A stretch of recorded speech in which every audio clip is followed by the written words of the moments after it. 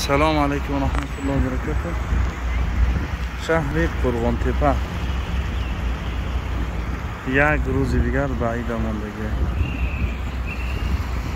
چه تغییرات شدگی در شهر قرغانتپه. اینجا کروگاوای اینجا دیگه خیلی بدن است. اینجا اوبازی میامده یک وقت. اینجا چیز تپه شور هم زیبا شدگی باور کنید به حد تغییرات پیدا کردگی.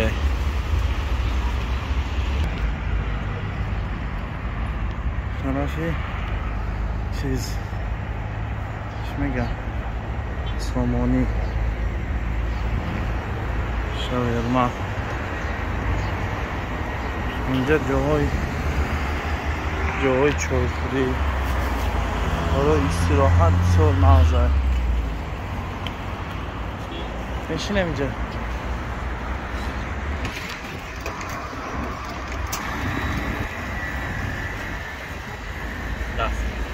ده سو میشه ها.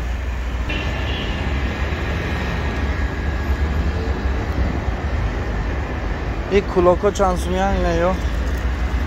200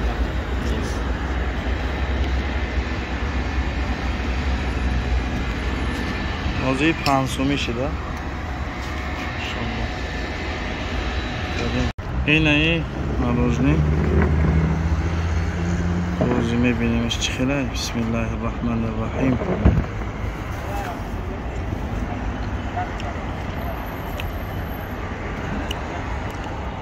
شو باور که با مزه شیرین مروجنی فرق میکنه. که مروجنی ها یخ میشن یو خیلی نیسته قیمه قیره کردیم که اومد همین پیش سامونی بیایی انشاءالله مروجنی کوی نغز داره.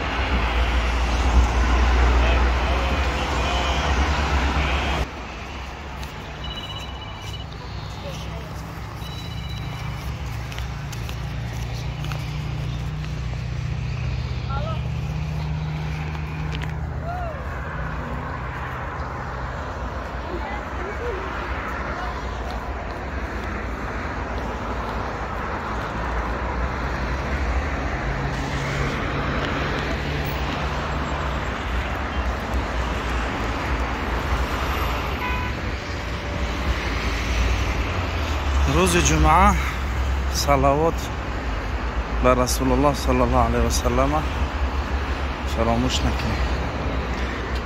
روز جمعه یکی از بهترین عبادت ها صلوات گفتن بر رسول الله صلی الله علیه و سلم که هر سختی باشه و صلوات گفتن شده می شود.